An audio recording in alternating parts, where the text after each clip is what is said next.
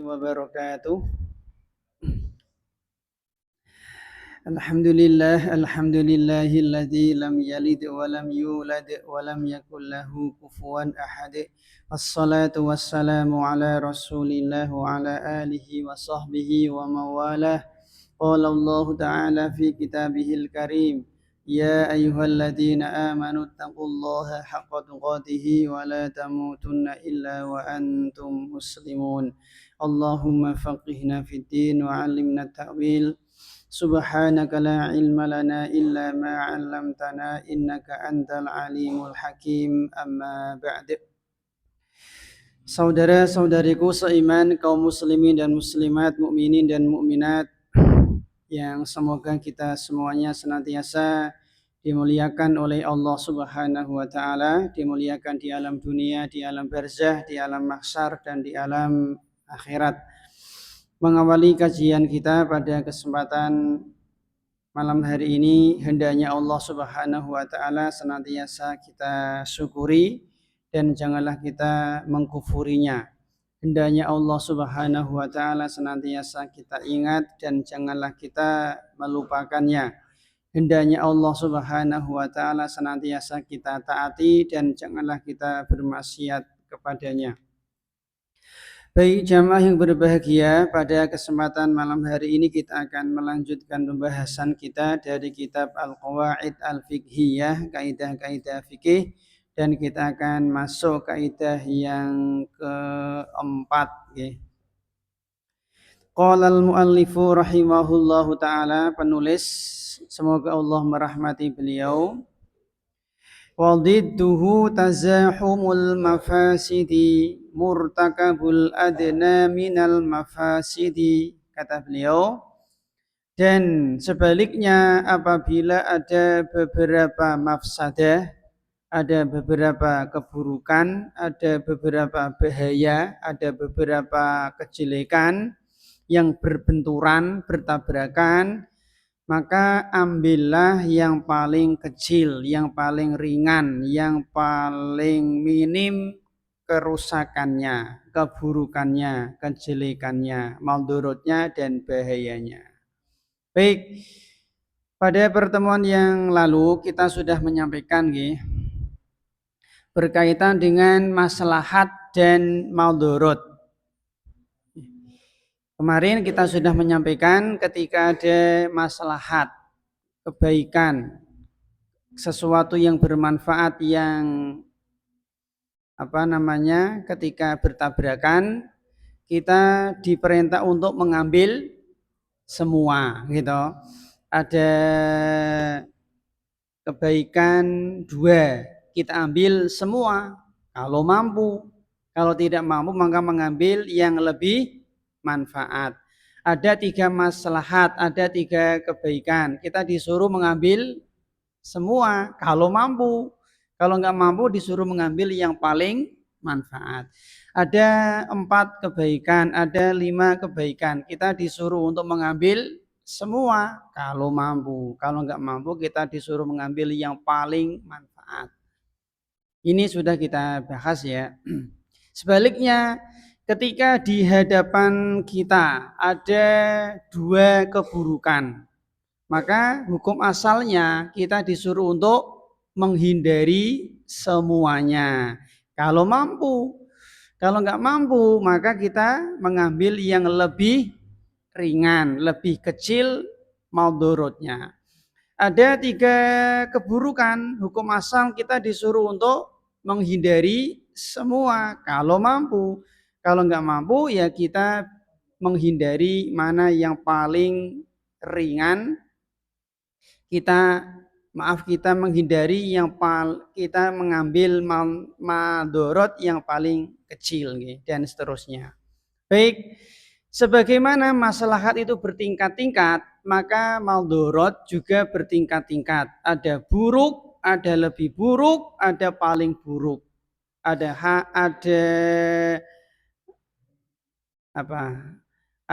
jelek, lebih jelek, paling jelek. Ada sesuatu yang dia dibenci Allah, lebih dibenci Allah, paling dibenci oleh Allah Subhanahu wa taala. Sebagaimana kemarin maslahat bertingkat-tingkat, ada maslahat, lebih maslahat, paling maslahat, ada utama, lebih utama, paling utama, ada sesuatu yang dicintai Allah, lebih dicintai Allah, paling dicintai oleh Allah. Nah, sama dengan maldorot, bahaya. Ketika ada maldorot bertabrakan, maka kita ambil maldorot yang paling ringan. Baik. Berkaitan dengan maslahat dan maldorot, ini ada 3 kemungkinan. Saya ulangi, ketika ada maslahat atau maldorot berbenturan, bertabrakan, ini ada 3 kemungkinan. Yang pertama, ada maslahat yang berbenturan, ada 2 maslahat atau lebih yang berbenturan, bertabrakan, maka kita mengambil yang paling maslahat, yang paling besar maslahatnya. Ini sudah kita bahas kemarin di kaidah yang ketiga. Yang kedua, apabila ada maldorot yang berbenturan, A maldorot, B maldorot, maka hukum asalnya kita menghindari semua. Jelas betul. Kalau nggak mampu, maka kita mengambil maldorot yang paling kecil, paling ringan. Nah, inilah kaidah yang sedang kita bahas. Yang ketiga, ada maslahat dan ada maldorot yang berbenturan. Tak ulang ya biar jelas. Yang pertama tadi kan ada 2 maslahat berbenturan. Ada 2 maslahat berbenturan. Hukum asalnya kita mengambil semua. Ngeten. Paham mboten jenengan? Tak ulang ya. Ada 2 maslahat yang berbenturan. Hukum asalnya kita disuruh mengambil semua. Ada wajib, ada sunnah. Nek bisa yuk ambil semua. Kalau nggak bisa, ambil yang paling maslahat. Ini sudah kita bahas kemarin. Yang kedua, ada maldorot yang berbenturan. Nah, yang pertama kan maslahat berbenturan. Yang kedua, maldorot berbenturan. Maka hukum asalnya kita disuruh untuk menghindari, meninggalkan semua. Kalau mampu. Kalau nggak mampu, maka kita mengambil maldorot yang lebih atau yang paling kecil, paling ringan. Ini yang kita bahas nanti insya Allah. Jelas ya? Yang ketiga, ada maldorot dan maslahat berbenturan. Nah, yang pertama tadi kan maslahat berbenturan. Yang kedua maldorot berbenturan. Yang ketiga ini ada maslahat dan maldorot berbenturan. Semoga jenengan tidak bingung. Ini ada 3 rincian. Yang pertama, ada maslahat dan maldorot berbenturan. Ini ada 3 rincian. Yang pertama, mafsadatnya, keburukannya lebih besar daripada maslahat. Keburukan lebih besar daripada manfaat. Maka yang seperti ini kita disuruh untuk kita lebih utama disuruh untuk meninggalkan maslahat. Tak ulang, kita diperintah untuk meninggalkan mafsadat. Jadi jangan diambil. Tak ulang ya, ada mafsadat, ada maldorot berbenturan. Ini ada 3 rincian. Kalau kita lakukan, ternyata kita malah lebih banyak mendapatkan mafsadat, keburukan daripada kebaikan. Kalau kita amalkan, kalau kita kerjakan, kalau kita ambil, kita lebih banyak mendapatkan keburukan daripada kebaikan. Mungkin kebaikannya 30%, keburukannya 70%. Nah, maka yang seperti ini jangan dilakukan. Jadi contoh misalkan ada orang mengkeramatkan pohon misalkan, pohon dikeramatkan. Ini kan maldorot, ini kan maldorot. Kalau kita tebang, kita mendapatkan maslahat. Ada maslahat mboten? Kalau pohon ini kita tebang ada maslahat mboten?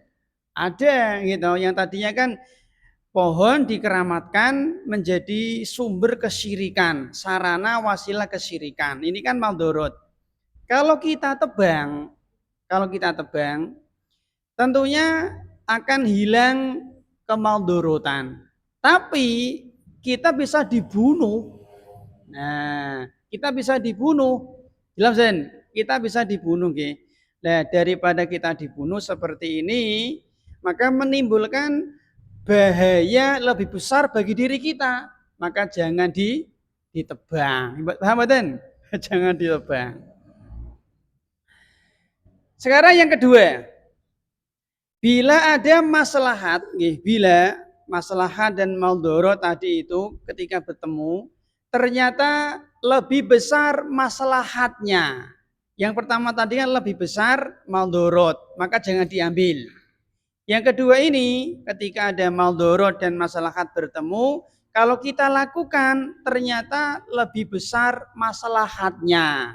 Maka yang seperti ini kita disuruh untuk mengambil. Misalnya contoh seperti jihad. Jihad itu ada maslahat, ada maldorot. Apa maslahatnya? Agama menjadi tersebar dengan jihad. Banyak orang-orang kafir masuk Islam. Apa maldorotnya? Ya banyak. Dengan sebab jihad mungkin ada orang yang cacat. Dengan sebab perang, bertempur, jihad, orang mati, menyebabkan anak jadi yatim, menyebabkan istri jadi janda, menyebabkan kerusakan harta, kebun, sawah, ladang. Ya namanya perang. Jelas sih. Tetapi maslahatnya jihad lebih gede daripada maldorotnya tadi. Maka tetap diperintahkan untuk berjihad. Makan duren, itu apakah ada maslahatnya? Jelas. Apakah ada maldorotnya? Jelas ya. Setahu saya duren itu kan mengandung alkohol. Ada alkoholnya tape, duren, kemudian mungkin juga termasuk apel, itu kan ada alkohol. Tetapi maslahatnya lebih gede daripada maldorot. Maka boleh mengkonsumsi duren misalkan. Minum obat kimia, apakah ada maslahatnya? Ada. Ada maldorotnya? Ada. Tapi lebih gede mana? Ada orang sakit, sakit puyeng, sakit demam. Dia minum obat kimia. Tapi dengan sebab minum obat kimia ini penyakitnya sembuh. Ya pasti ada maldorotnya. Obat kimia nggih. Apakah dibolehkan? Boleh. Karena maslahatnya lebih gede daripada maldorotnya. Yang ketiga, ada maslahat dan maldorot bertemu. Gitu, dia bertabrakan. Kalau kita lakukan 50-50, seimbang. Maka yang seperti ini lebih baik tidak usah dilakukan. Darul mafasid aula min jalbil masalih. Menolak maldorot, menolak kerusakan itu lebih diutamakan daripada meraih kebaikan. 50-50. Ya, mungkin sering kita berikan contoh ternak babi. Ternak babi apakah ada maldorot? Ada. Apakah ada manfaat? Ada. Ya, dengan sebab ternak babi mungkin masyarakat menjadi makmur, gimana? Dia bisa umroh, bisa haji, bisa memberi nafkah keluarganya, ekonomi meningkat, tapi ada maldorotnya. Tentu seperti ini dilarang. Pabrik rokok misalkan, apakah ada maldorotnya? Jelas. Menyerap tenaga kerja, mengurangi pengangguran, menambah devisa negara, tapi maldorotnya, keburukannya lebih besar atau mungkin seimbang. Maka seperti ini dilarang. Jadi kan ikut grup keluarga. Jadi kan bisa menimbang. Ini ikut grup keluarga ini lebih banyak maslahatnya atau maldorot? Kalau 50-50 mending tidak usah. Kalau lebih banyak maslahatnya ikut. Kalau lebih banyak maldorotnya nggak usah. Dan jelas sih. Baik. Ini ketika ada maslahat dan maldorot itu bertabrakan, maka ada 3 rinciannya. Baik, sekarang kita lihat dalil dari kaidah ini. Ketika ada 2 maldorot, ada 2 keburukan, ada 2 bahaya, maka hukum asalnya jangan diambil semua. Kalau mampu, kalau nggak mampu, maka ambil yang paling ringan. Dalil dari kaidah ini yang pertama adalah kisah Nabi Khidir. Ada 2 kisah. Yang pertama adalah beliau ketika merusak perahu. Ketika merusak perahu bisa dilihat di surat Al-Kahfi ayat 79. Allah Subhanahu wa taala berfirman, "Ammas safinatu fakanat limasakina ya'maluna fil bahri fa'aradtu an a'ibaha wa kana wara'ahum malikun ya'khudhu kulla safinatin ghusba." Nabi Khidir dikisahkan dalam surat ini beliau merusak kapal. Merusak kapalnya sinten 5 sakin. Merusak kapalnya orang miskin. Di sini lihat orang punya kapal itu disifati Allah dengan miskin. Mungkin nggak ada orang miskin punya mobil? Mungkin. Artinya apakah orang yang punya mobil pasti dia kaya? Belum tentu. Ini gitu, di surat Al-Kahfi ini ada orang miskin tapi dia punya kapal. Ya kalau sekarang ya sangat mungkin ada orang miskin tapi dia punya mobil, sangat mungkin. Saya punya kenalan anaknya sekitar 7 atau berapa mungkin sekitar 7. Itu dia punya mobil. Tapi ya maaf mobilnya ya sangat tidak layak. Mungkin ya harga mungkin cuma 7 juta mungkin. 7 juta atau mungkin 6 jutaan sangat tidak layak sangat tidak layak.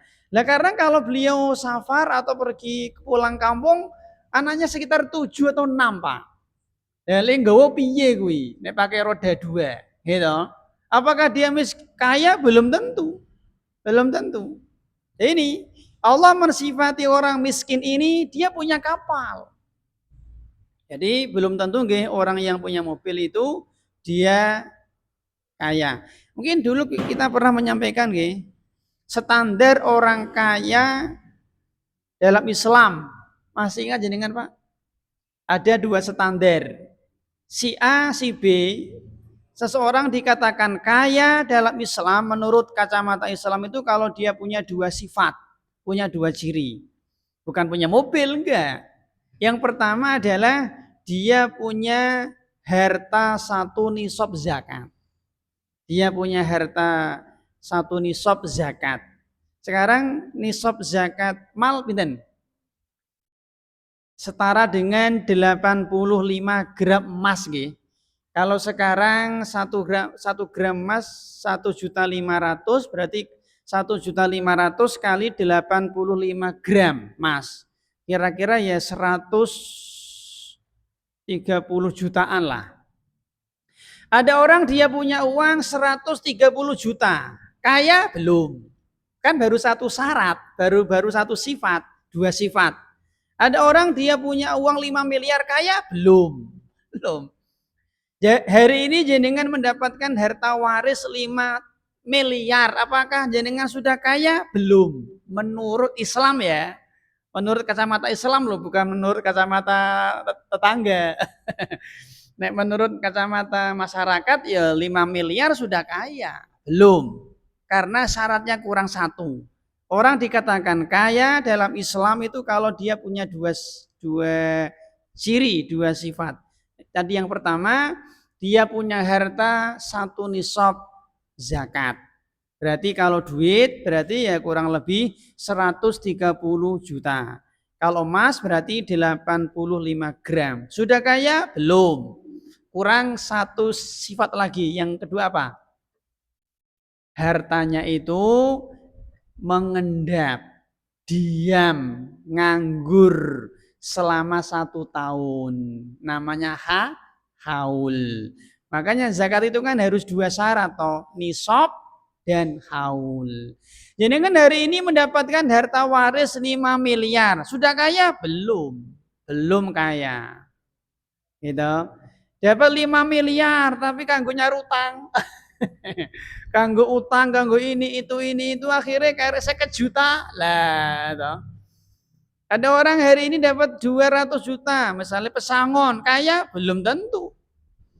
Lah anaknya 5, SPP-nya yang di UGM, yang di Undip, yang di sini masuk pondok habis. Lah sih.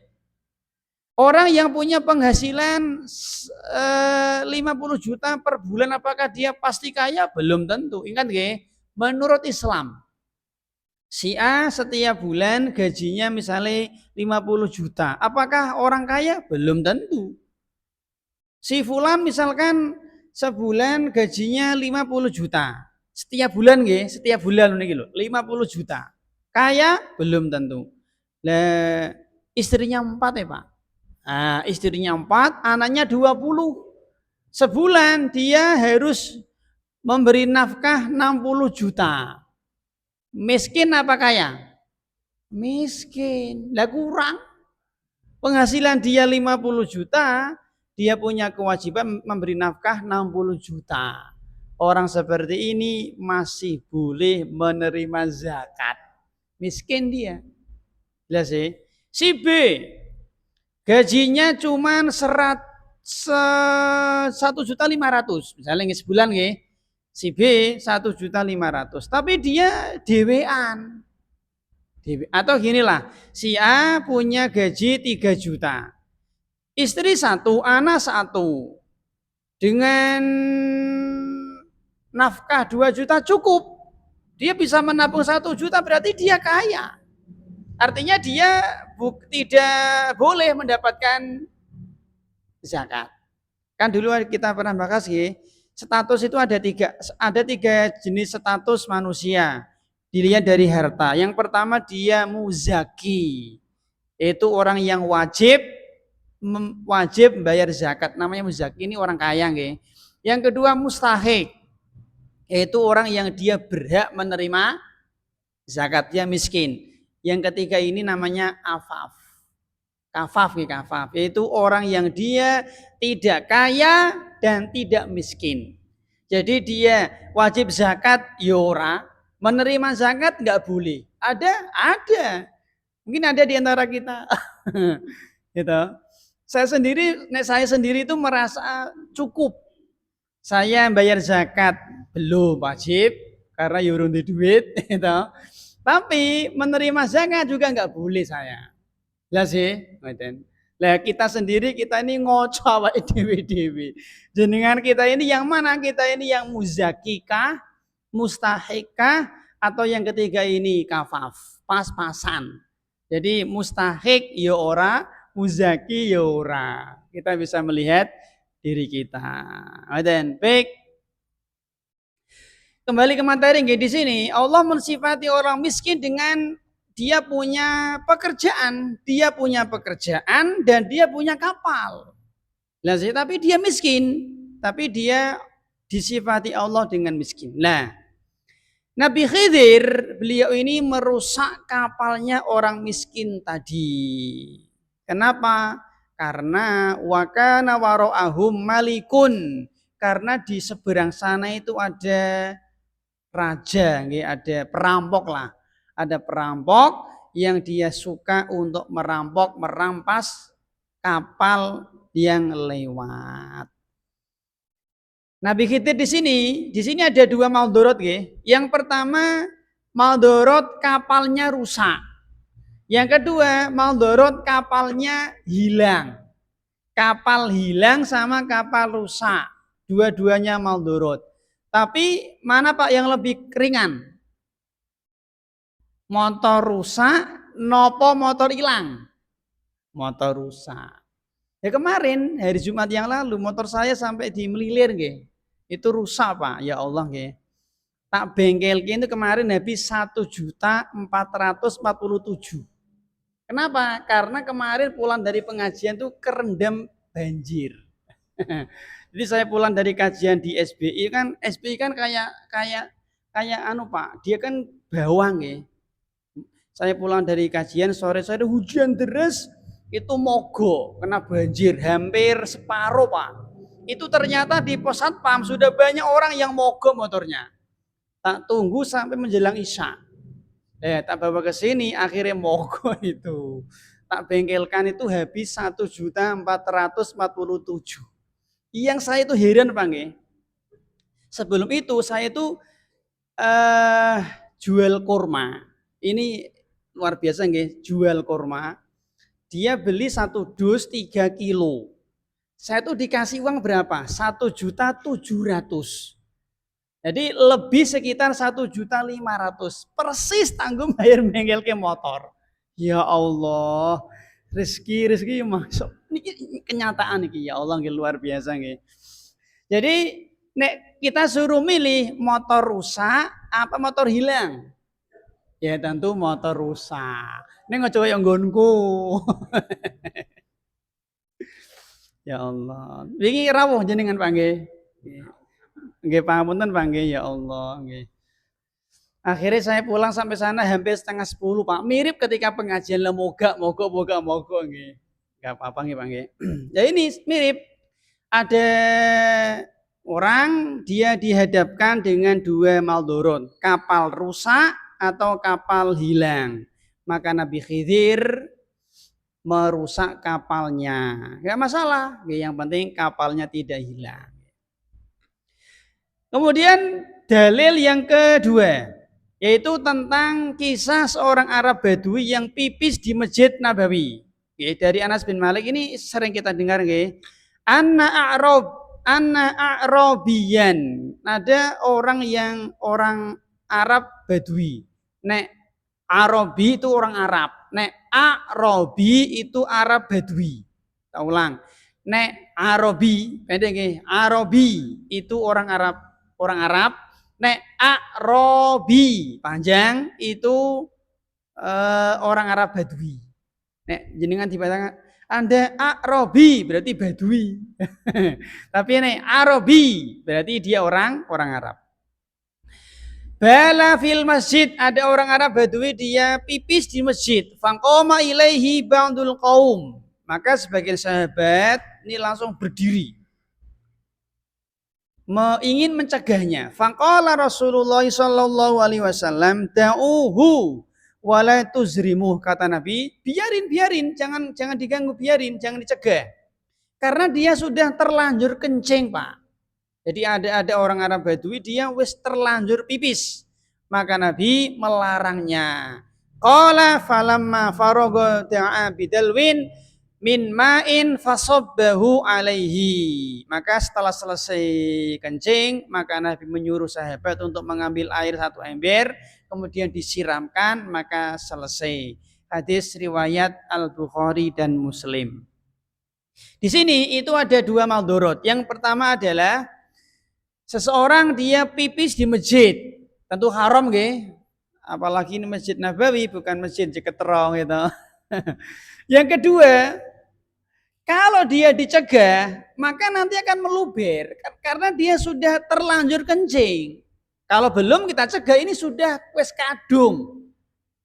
Dia sudah terlanjur pipis. Kalau nanti dicegah, bisa jadi nanti pipisnya malah kemana-mana. Nek dijarikan 1 titik Pak nggih.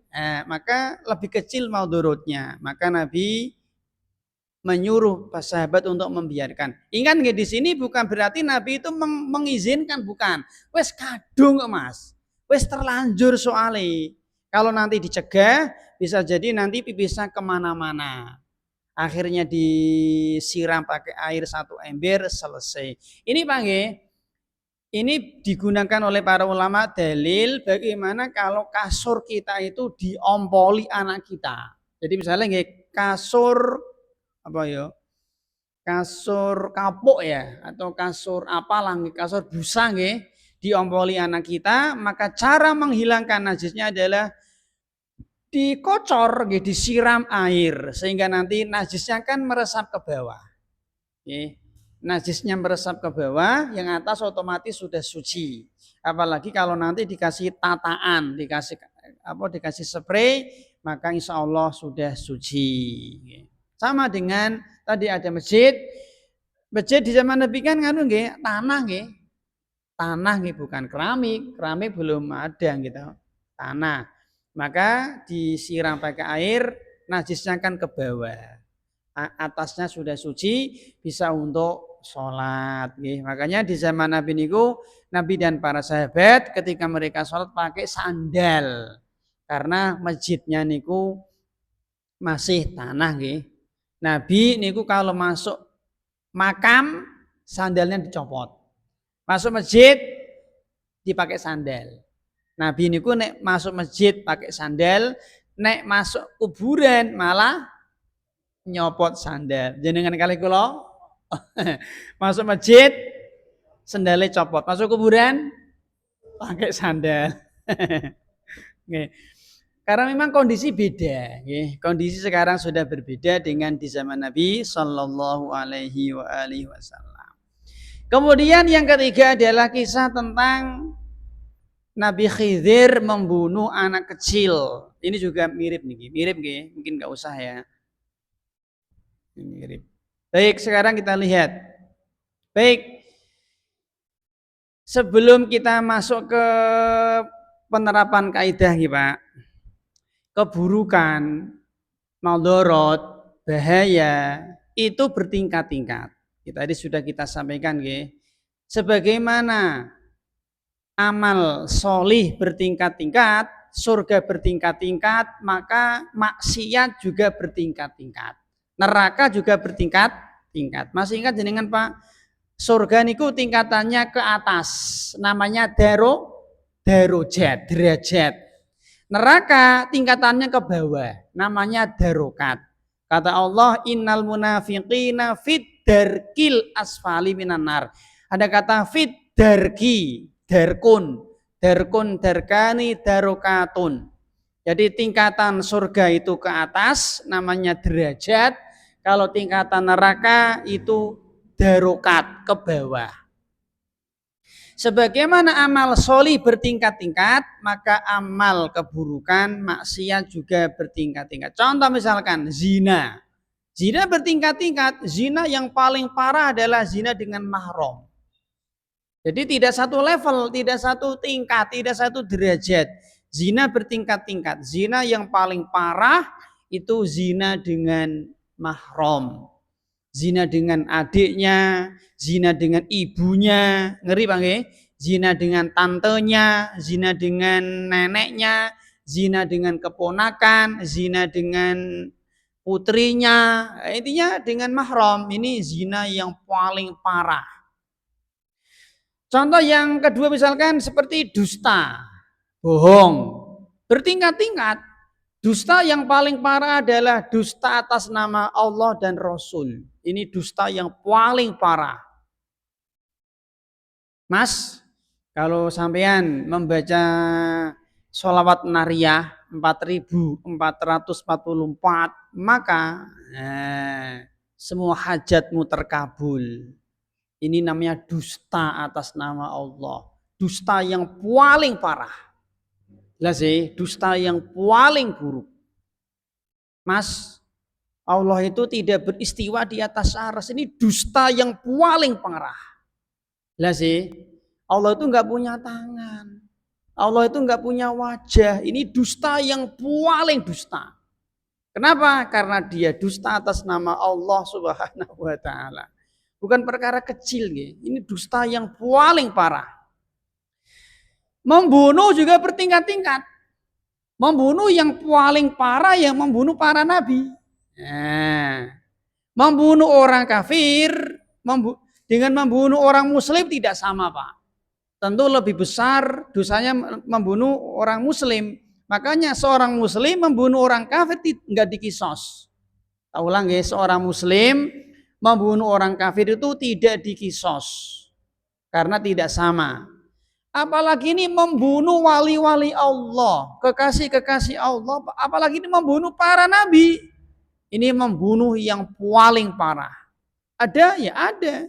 Para itu orang-orang Yahudi, mereka membunuh Nabi Yahya, membunuh Nabi Zakaria, ada sekitar puluhan, bahkan mungkin ratusan. Okay.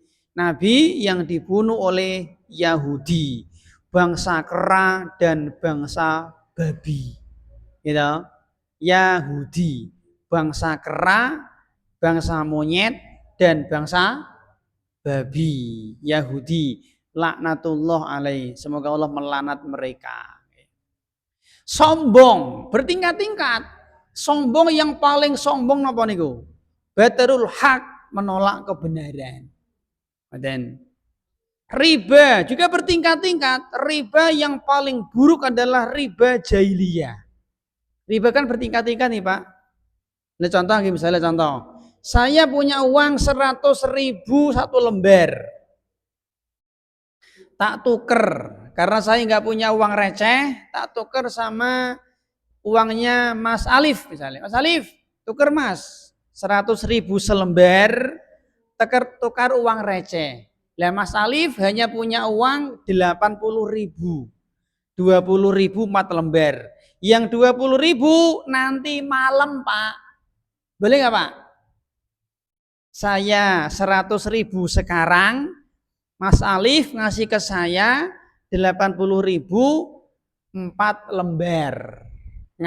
Ngasih saya 20.000 4 lembar. Jelas sih, berarti kan kurang 20.000 toh, ya kata beliau, yang 20.000 besok pagi atau nanti malam pulang kajian. Boleh badan? Boleh nggak Pak? Saya ngasihnya 100.000 kontan, beliau ngasih ke saya kurang 20.000. Nanti Pak Subhi kalau sampai ke rumah saya pulang kajian, apakah ini boleh? Boleh nggak Pak? Jawabannya mboten pareng, tidak boleh. Ini nanti kena riba fadl, tapi riba ringan ya. Tidak seburuk riba jahiliyah ya. Tadi kan tak sampaikan toh ada riba bertingkat-tingkat. Ini haram riba, tapi tidak separah riba jahiliyah. Jadi riba yang paling parah ya riba jahiliyah. Oke, saya utang ke Mas Alif, Mas utang Mas 1 juta.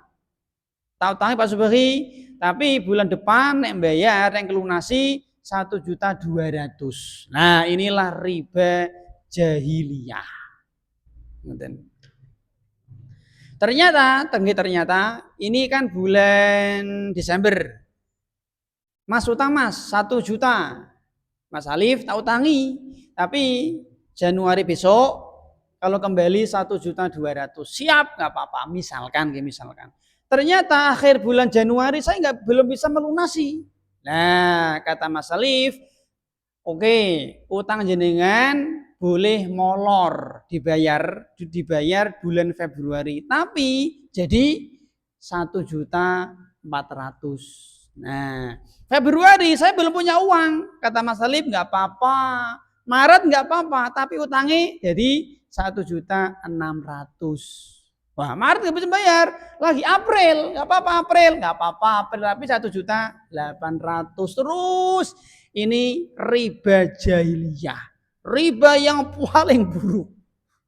Waktu molor, utangnya tambah molor Pak. Boleh haram, boleh seperti ini. Dan ini ada betul Mas? Ada di leseng-leseng kan seperti ini toh. Ini riba jahiliyah. Zolim bertingkat-tingkat. Zolim yang paling parah adalah syirik. Inna syirka la zulmun azim. Syirik itu adalah kezoliman yang paling parah. Allah zat yang maha tinggi, maha sempurna, maha suci, maha kaya, sama dengan keris. Allah disamakan dengan sapi. Ada nggak Pak? Ada. Bayangkan. Allah yang maha tinggi, Allah yang maha sempurna disamakan sama sapi. Ada. Disamakan dengan srengenge, disamakan dengan jimat, Allah disamakan dengan kuburan, Allah disamakan dengan berhala, Allah disamakan dengan keris, Allah disamakan dengan Nyi Roro Kidul. Apa ini? Kezoliman yang paling zolim. Kezoliman yang paling zolim adalah syirik, menyamakan Allah zat yang maha tinggi dengan makhluk yang rendah, yang hina sehina-hinanya. Jelas sih? Bahkan kalau kita lihat syirik juga bertingkat-tingkat ternyata. Bertingkat-tingkat syirik niku. Syirik yang paling syirik, paling syirik. Syirik yang paling syirik ya, yang paling parah ya, syirik dalam doa. Orang yang dia berdoa kepada selain Allah, dia melanggar 3 syirik sekaligus. Gitu, saya tak ulang-ulang. Si A datang ke kuburnya Sunan Bonang. Ya Sunan Bonang, beri aku anak, misalkan. Dia telah melanggar 3 syirik sekaligus. Syirik rububiyah, syirik uluhiyah, syirik asma wa sifat sekaligus 3 dilanggar. Tapi kalau dia meyakini Dewi Sri bisa menumbuhkan padi, hanya melanggar 1 syirik, syirik rububiyah. Jelas sih, makanya syirik yang paling syirik itu syirik dalam doa. Dan yang lain termasuk khianat. Khianat yang paling buruk yang mengkhianati Allah Subhanahu wa taala dengan cara murtad. Allah memberi dia hidayah tapi dia murtad. Ini kan berkhianat kepada Allah Subhanahu wa taala. Baik, sekarang kita masuk ke penerapan kaidah. Yang pertama, di antara contoh penerapan kaidah dalam pembahasan ini, yang pertama misalkan contoh, ada seorang preman, dia bertato, kemudian dia bertaubat kepada Allah Subhanahu wa taala. Ingat orang ketika dia bertaubat itu belum cukup, Pak. Setelah dia bertaubat, maka dia wajib melakukan konsekuensi taubat. Ada taubat, ada konsekuensi taubat. Preman ini dia bertaubat dari preman, dari premannya. Nah, bagus, tapi kurang 1 Mas. Jenengan sudah bertaubat, bagus. Tambah 1 lagi, apa? Lakukan konsekuensi taubat. Karena jenengan ini bertato, maka salah di antara konsekuensi taubat dia menghapus tato. Gimana?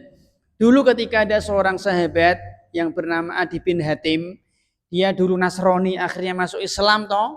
Maka setelah dia masuk Islam, ya lakukan konsekuensi taubatnya apa? Nabi menyuruh dia untuk membuang semua simbol-simbol Nasrani. Dia masih pakai salib. Kalau salib suruh nyopot. Ini bentuk konsekuensi taubat. Nah, preman ini dia ketika bertaubat maka dia wajib untuk menghapus tato. Bentuk dari konsekuensi taubat dia. Tetapi kenapa? Kalau dia tatonya tato di lengan, tato di wajah, barangkali tato di kaki barangkali ya. Karena kalau dia tidak menghapus tatonya, nanti air kan tidak bisa masuk ke kulit ketika dia berwudu kan ada tato yang tato yang permanen, Pak. Tato yang dicos nih loh, pakai api. Kan bisa menghalangi air ke kulit ketika berwudu gitu. Ketika air itu terhalang ke kulit ketika wudu, ketika mandi junub, ya tentu tidak sah. Kalau wudunya tidak sah, ya otomatis sholatnya tidak sah. Jelas sih? Nah, tetapi ketika preman ini ingin menghilangkan tato dari wajahnya, dari tangannya, misalkan ini bisa merusak kulit. Ini bisa merusak kulit. Wudunya tidak sah. Ini maldorot. kulitnya rusak juga maldorot. Berarti ada dua maldorot. Maka tadi kaidahnya ada dua maldorot ini kalau bisa buang semua. Kalau bisa. Kalau nggak bisa ya sudah. Ambil maldorot yang lebih kecil.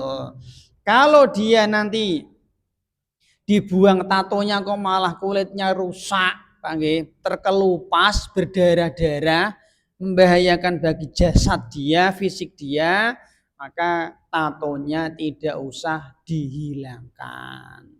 Tapi dia sudah punya tekad yang kuat, niat yang kuat untuk menghilangkan tato, semoga Allah mengampuni dan insya Allah wudhunya tetap sah.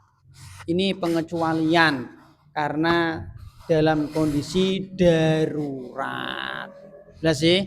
Maka preman seperti ini tetap wudhu, tetap sholat, tidak perlu menghilangkan tato. Karena tadi kalau dihilangkan nanti berdarah-darah, kulitnya bisa rusak, bisa merusak jasad dan fisiknya. Padahal dalam agama kita kan kita diperintah untuk menjaga fisik. Ini contoh.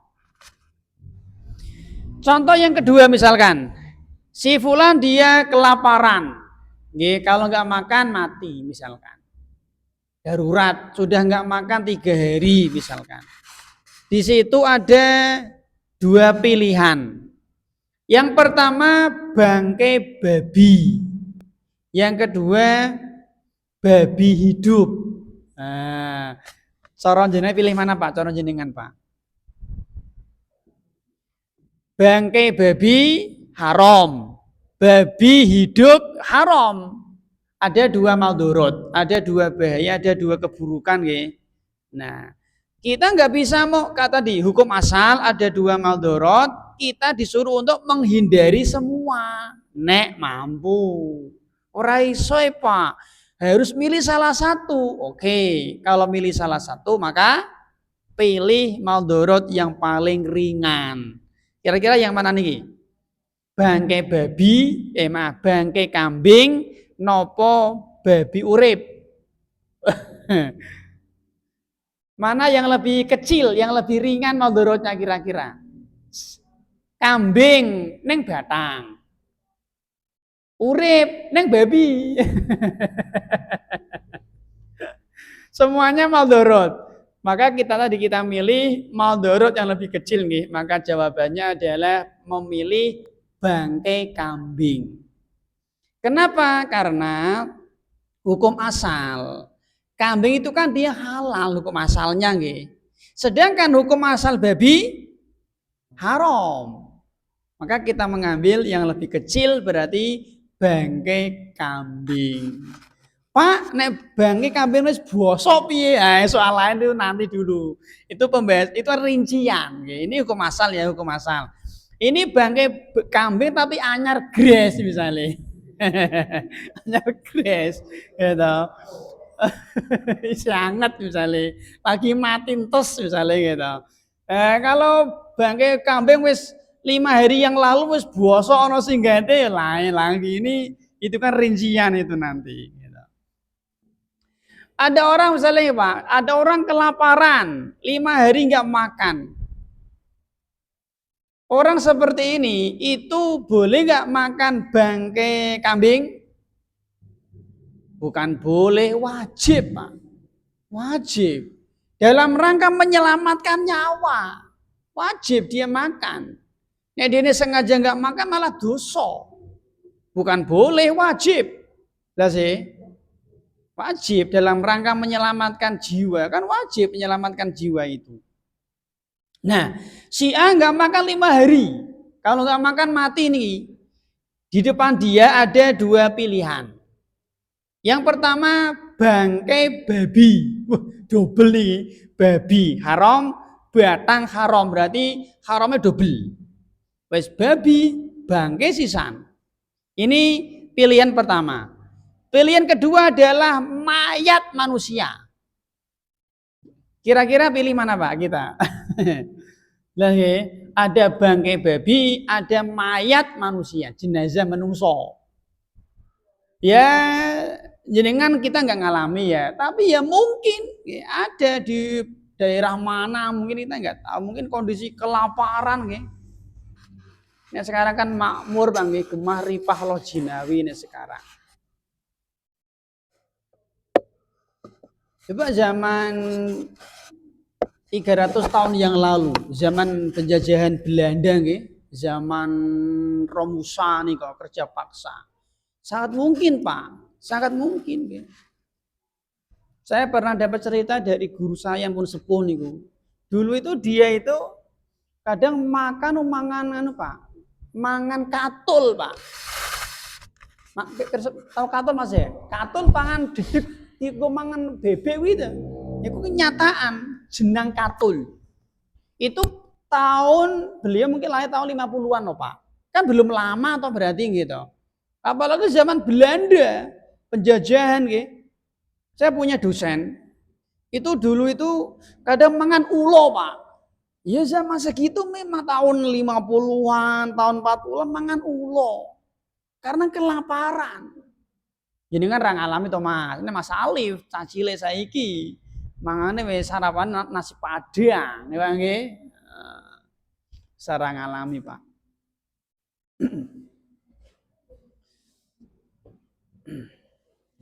Nah, pilih mana kira-kira Pak? Mayat manusia, jenazah, nopo bangke babi? Jawabannya kita milih bangke babi. Kenapa? Karena manusia itu punya kehormatan. Manusia punya kehormatan. Maka kita milih bangke babi. Meskipun double batrang babi sisan. Sekarang pilihannya Pak, bangke tikus sama bangke babi, pilih mana? Bangke tikus. Kenapa? Karena hukum asal babi niku najis nggih. Babi niku uripe wae wis najis kok. Nek bangke ayam sama bangke babi jelas ya, milih bangke ayam. Ini contoh, ada dua maldorot, kita memilih maldorot yang lebih kecil, yang paling kecil. Contoh yang ketiga, si fulan nyetir mobil, misalnya latihan lagi Pak niki, latihan nyetir mobil. Qadarullah turunan tajam, rem blong. Nah, nek banting setir ke kanan, ini akan nabrak anaknya Pak Lurah, misalnya. Nek banting setir ke kiri, nabrak anak kecek, misalnya. Nek banting setir kanan, nabrak anak wong. Nek banting setir ke kiri, nabrak anak kecek. Nah, atau anak sapi lah ya. Dua-duanya maldorot. Ya, jelas. Tentu nggak kita milih yang mana, Pak?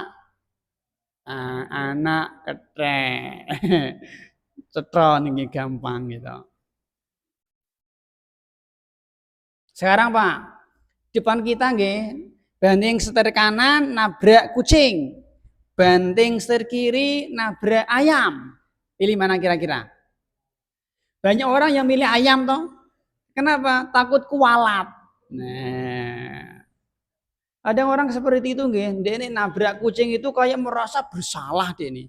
Tapi ini nabrak PTA Pak RT biasa deh ini. Pak, menabrak kucing tanpa sengaja, dosa mboten? Ya tidak, ini tidak sengaja kok. Ada orang kadang gitu Pak, nabrak kucing dia keweden. Jadi batangi kadang dikafani. Paham nggih? Dikafani, dikubur.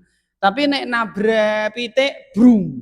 Nah, karena dia punya keyakinan kucing itu spesial katanya nggih. Enggak boleh nggih mengatakan kucing itu lebih afdol daripada ayam. Kucing lebih afdol daripada kambing. Ini harus pakai dalil nggih. Hukum asal semua binatang ya sama. Untuk mengatakan lebih afdol ini harus pakai dalil. Dan ya sama nggih, orang mengatakan anjing ashabul kahfi pasti masuk surga. Ini juga butuh dalil nggih. Butuh dalil nggih. Baik. Kemudian berikutnya Pak, ada orang misalkan dia dibegal, suruh milih bondo apa nyawa. Bondo ya maldorot, nyawa ya maldorot. Hukum asal ya kita hindari semua. Nyawa kita masih, harta kita juga terjaga. Kalau bisa. Ini nggak bisa Mas, harus pilih satu. Pilih salah satu. Bondo opo nyawa. Cetha nggih? Jelas. Kita menyerahkan bondo kita daripada nyawa kita. Karena apa? Nek bondo bisa digoleki. Nek nyawa enggak bisa digoleki. Nek harta kan bisa dicari, bisa dibeli di toko. Ada orang yang jual harta. Tapi nek jual nyawa tentu tidak ada. Ini cetha niki.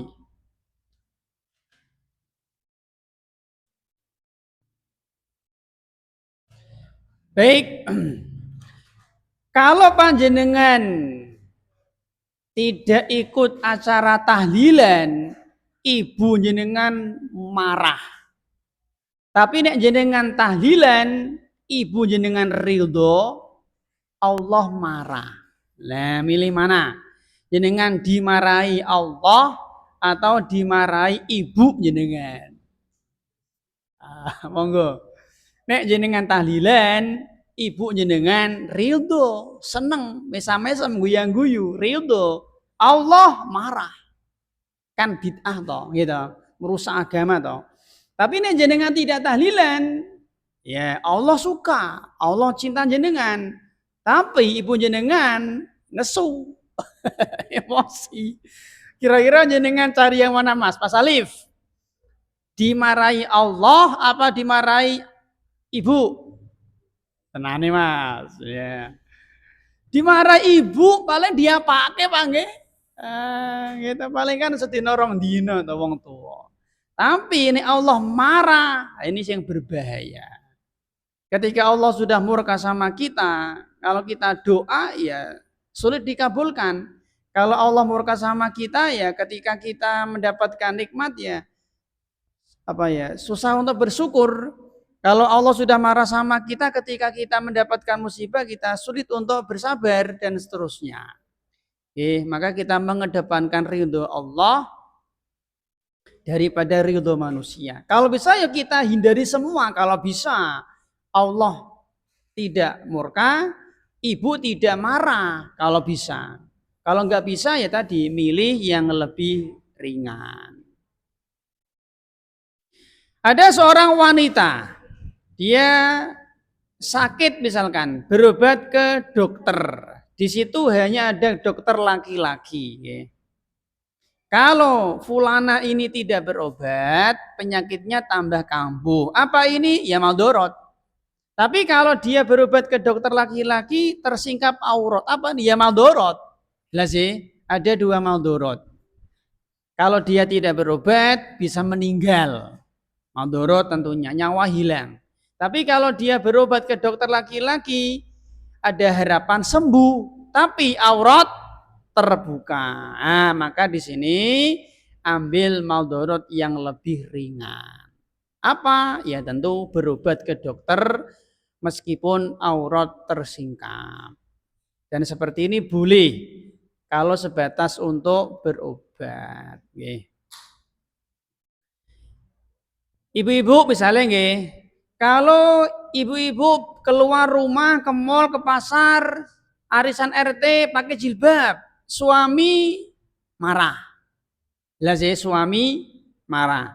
Allah ridho tentunya menutup aurat toh. Tapi kalau ibu-ibu tidak berjilbab, pakai pakaian you can see ketat, rok mini misalnya gitu. Suami jenengan seneng, misalnya panggil, ono Pak seperti itu Pak, seneng deh ini, ridho. Allah murka. Lah ibu-ibu pilih mana? Ridho Allah apa ridho suami? Jelas sih, dua-duanya ridho murka Allah maldorot, murka suami maldorot. Ya tentu kita lebih memilih maldorot lebih kecil yaitu ridho murka. Pilih mana Pak? Kita milih mengambil ridho Allah Subhanahu wa taala.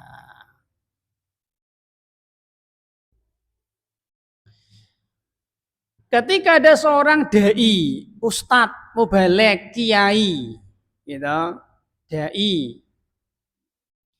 Ketika dia mengaji, menyampaikan kajian, menyampaikan ini syirik, ini bid'ah, ini haram, ini syirik, ini bid'ah, ini syirik, ini bid'ah. Ya muncul maldorot. Masyarakat panas, masyarakat tersinggung misalnya. Masyarakat nggak suka, terpecah belah, gitu. Hati panas misalkan. Tapi kalau nggak ada ustadz yang menyampaikan ini syirik loh, ini bid'ah loh, tersebar, gitu. Kuburan keramat semakin banyak misalkan, jimat-jimat semakin laris misalkan, apalagi keris-keris yang dianggap keramat semakin banyak misalkan, bid'ah semakin tersebar misalkan. Ini kan maldorot, gitu, maldorot. Ketika kesyirikan disampaikan, dijelaskan, muncul terpecah belah, ada orang yang sakit hati, panas, maldorot juga. Tapi kalau syirik didiamkan, bid'ah didiamkan, tersebar. Apa ini? Ya maldorot. Nah, seperti ini berarti kita harus memilih maldorot yang lebih kecil. Kalau syirik dan bid'ah dibiarkan, ini merusak agama. Bahkan bisa merusak tauhid, merusak iman, agama rusak.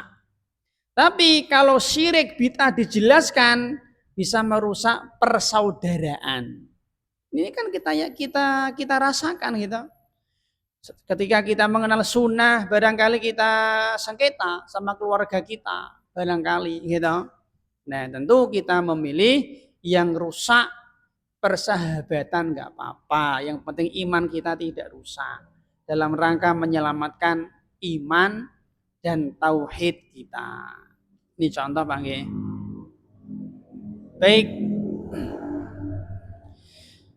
Jamaah yang semoga senantiasa dirahmati oleh Allah Subhanahu wa taala. Sekarang ketika ada haram dan perkara makruh bertemu.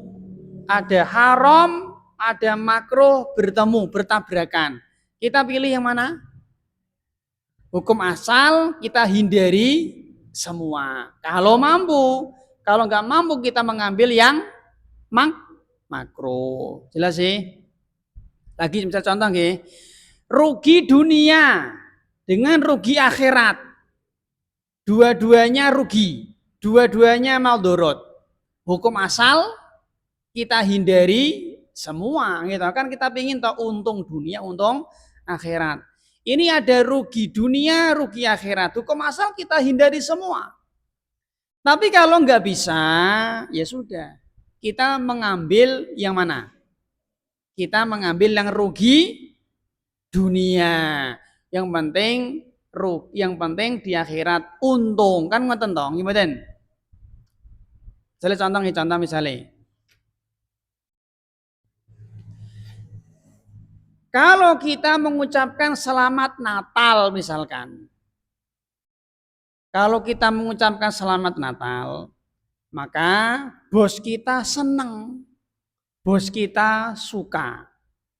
Bisa jadi kita akrab, jabatan naik misalkan nggih, karir gampang misalkan nggih, karena bos kita orang Kristen misalkan. Berarti kan kita untung dunia Pak nggih? Untung dunia.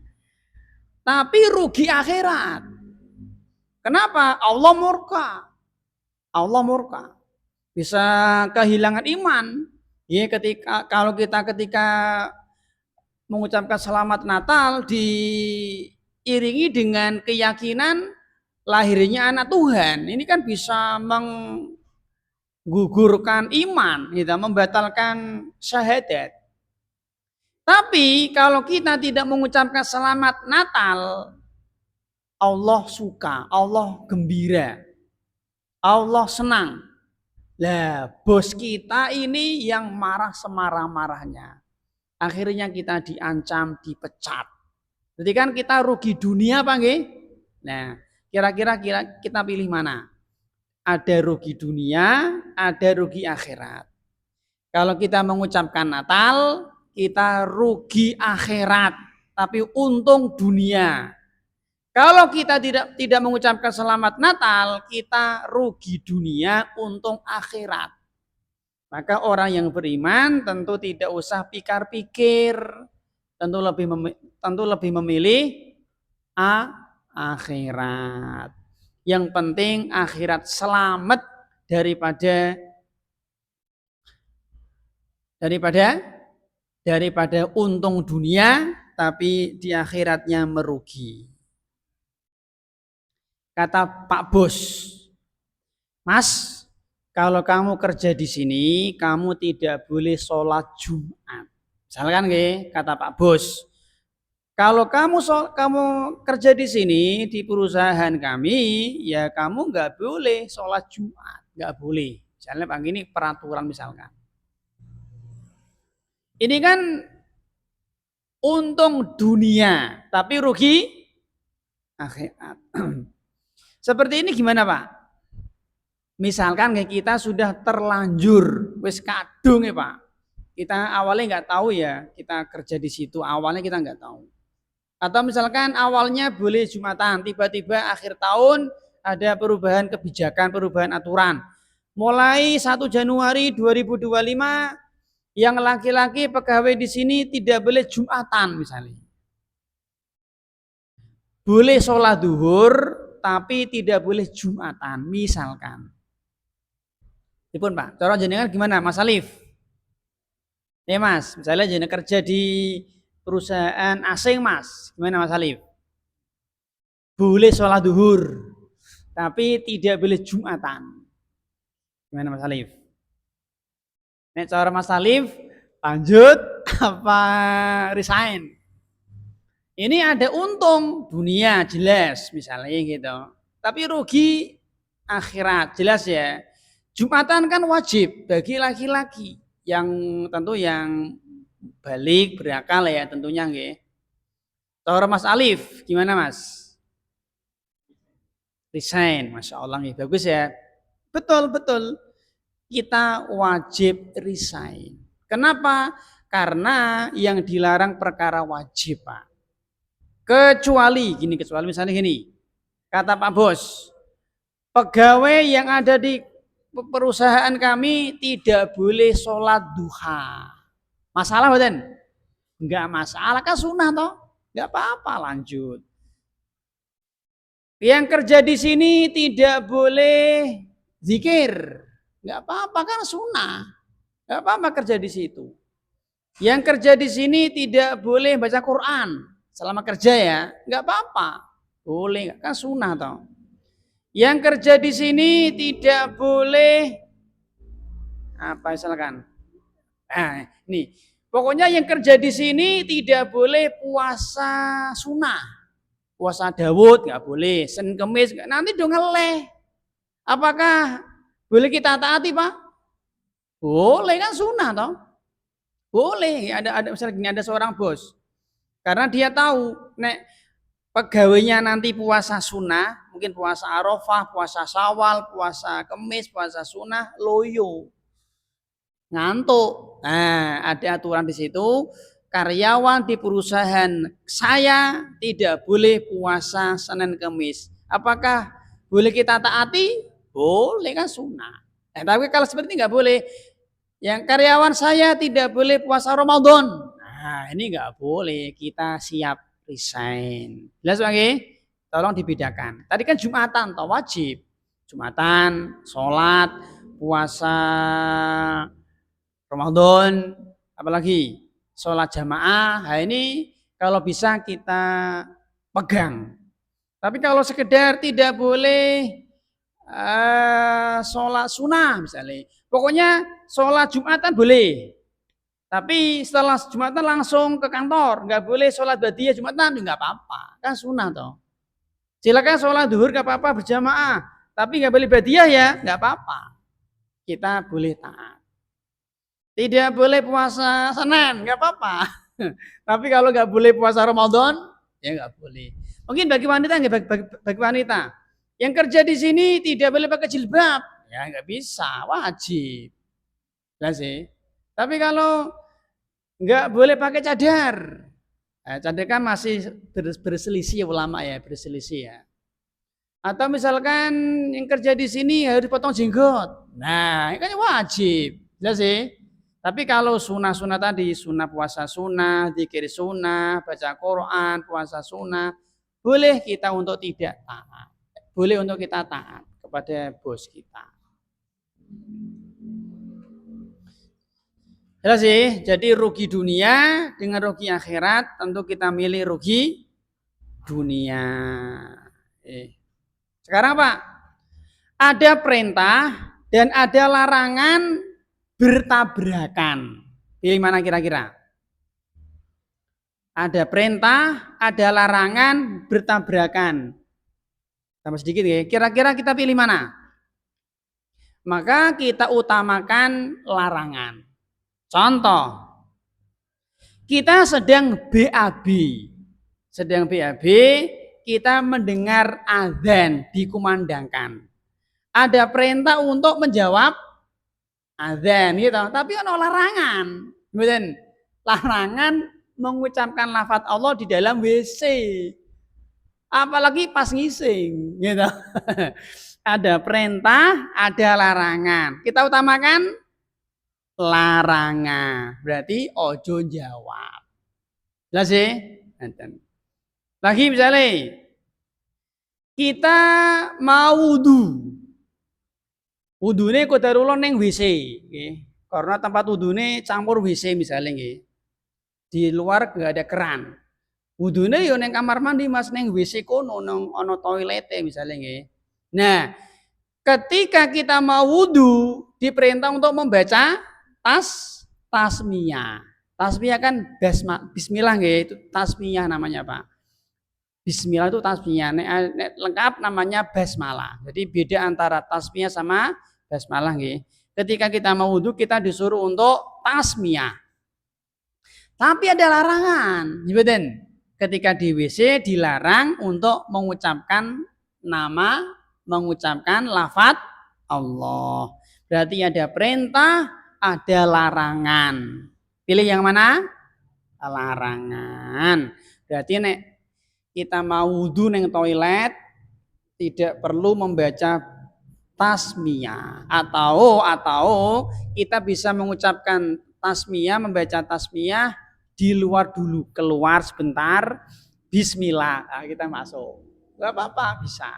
Jelas sih. Kita sedang sholat, ada orang memberi salam. Kita sedang sholat, ada orang assalamualaikum, Mas Alif, misalnya, misalnya gitu. Nah, ada perintah untuk menjawab salam, gitu, wajib, itu wajib. Tapi ketika sholat dilarang untuk berbicara dengan manusia. Ada perintah, ada larangan. Kita ambil larangan. Berarti kalau kita sholat, ono sing, Mas, assalamualaikum.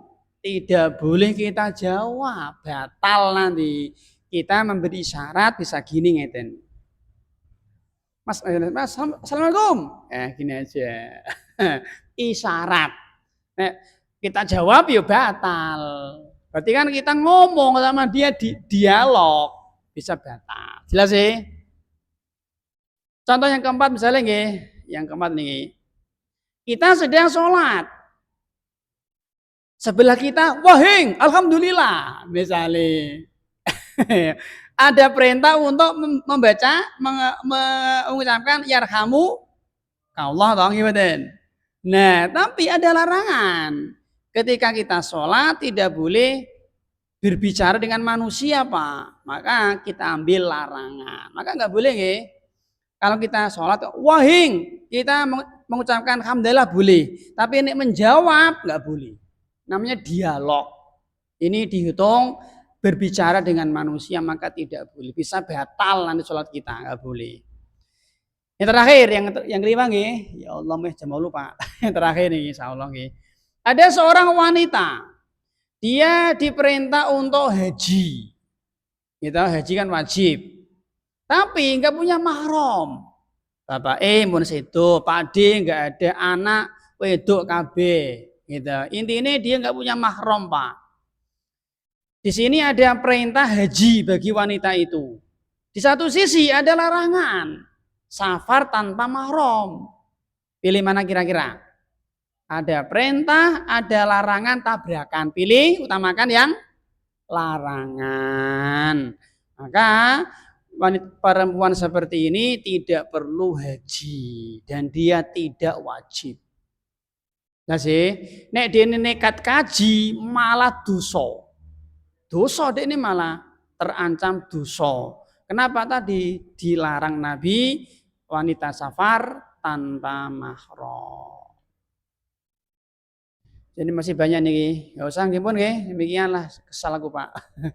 Jenengan nggih pun ngantuk kados ya nggih. Demikian nggih yang bisa kita sampaikan. Nanti contoh-contohnya masih banyak nih ada orang onani sama zina, pilih mana kira-kira Mas? Onani sama zina, kira-kira pilih mana?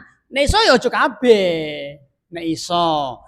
Zina mau dorot, onani mau dorot, tapi kalau orang onani malah zina maka pilih yang onani. Ini contoh ya, contoh. Ano masyarakat, pilih mana? Main karambol apa adu jago? Karambol ya keburukan, adu jago keburukan. Pilih mana kira-kira? Karambol. Kenapa? Lebih kecil, lebih ringan maldorotnya. Dan yang lain, contoh-contohnya masih banyak bisa dicari sendiri nanti. Termasuk nanti pemilu banyaklah karena waktunya sudah malam. Demikian yang bisa kita sampaikan, semoga menjadi ilmu yang bermanfaat. Mengakhiri kajian kita Nyuwun sewu. Biasanya di masyarakat kita itu malam 1 Januari kan ada sesuatu Pak nggih. Ingat dalam agama kita itu malam 1 Januari itu tidak ada apa-apa. Ada apa-apa itu malam 1 Syawal, ada apa-apa. Yang kedua, ada apa-apa itu malam 10 Zulhijjah. Itu ada apa-apa nggih. Oleh karena itu, malam 10 Zulhijjah dan malam 1 Januari kita boleh bergadang. Kita boleh lek-lekan, boleh tidak tidur. Kenapa? Ada apa-apa? Apa? Ya takbiran. Membesarkan nama Allah, mengagungkan Allah. Mungkin persiapan sholat id nih badan, nih panitia yo ngasah golok kek, gitu gawe jugangan untuk apa itu korban ngarit, gitu jaga hewan korban boleh malam 1 Januari, malam 1 Syawal dan malam 10 Dzulhijjah kita boleh lek-lekan. Tapi kalau malam 1 Januari itu tidak ada apa-apa. Maka tidak layak, tidak pantas seorang muslim malam 1 Januari kok bergadang. Jelas sih? Karena nggak ada apa-apa. Apalagi keluar rumah. Apalagi ke Simpang 5. Bengak-bengok ngapain? Nggak ada apa-apa kok. Jelas sih? Maka kita sepakat besok nggih malam 1 Januari bar ngisa turu gasi. Siap? Siap. Jelas sih? Malam 1 Januari bar ngisa tutup lawang, tutup jendela, matikan lampu, turu gasi. Gak usah keluar rumah ke Simpang 5 teriak-teriak bengak-bengok nunggu tit ngapain? Nanti ada orang seperti ini Pak. Pak, nek tahun baru, malam tahun baru aku bakar jagung, tidak boleh. Tidak boleh. Berarti ikut merayakan. Kan bentuknya bakar jagung. Nek mancing enggak boleh. Ya cuman ngobrol direncana nggih. Misalnya janjian, teman-teman apa, lek-lekan enggak boleh. Oh enggak ada apa-apa kok, turu gak sih? Kalau mereka semangat untuk menghidupkan malam 1 Januari, nah kebalikan. Kita semangat untuk membuat malam 1 Januari sunyi, sepi, senyap. Enggak ada apa-apa. Jelas sih? Paham mboten? Nek mereka semangatnya keluar rumah, kita semangatnya di dalam rumah. Dan nek mereka semangatnya bengok-bengok, kita semangatnya diem. Oh nggak ada apa-apa lu. Jelas ya? Bikin sesepi mungkin. Bikin apa ya? Sesenyap mungkin. Oke. Ya, pangapunten nggih, barangkali kalau kita yang setiap malam punya premo, jualan apa, malam 1 Januari stop, berhenti. Ora usah dodolan. Bikin sesepi mungkin. Biar ya sepi. Biar sepi, Mas. Nuwun sewu nggih, yang meramaikan Simpang 5 kira-kira orang Islam apa orang Katolik? Islam. Karena kita sendiri yang keliru. Coba Pak, yang jualan apa itu trompet, kira-kira agamanya apa agamanya? Islam. Sing tuku ya wong Islam lah, mulane kuwi lho. Aneh toh. Aneh, padahal itu kan hari raya mereka orang-orang kafir toh, orang-orang Nasrani toh, aneh toh. Maka kita mulai dari kita mulai, nanti keluarga kita, teman-teman di grup nggih, malam 1 Januari turu gasi. Siap? Siap. Semoga nanti sepi sesepi-sepinya. Demikian, semoga bermanfaat. Kita akhiri. Wassalamualaikum warahmatullahi wabarakatuh.